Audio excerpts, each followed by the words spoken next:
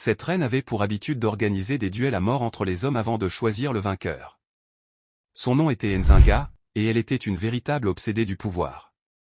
Elle gouvernait l'Angola dans les années 1600, et elle n'appréciait pas d'être désignée comme reine. Elle était un roi pour son peuple, et elle gouvernait même habillée en homme. C'était une manière pour Nzinga de se sentir puissante en inversant les rôles de genre, mais cela ne s'arrêtait pas là.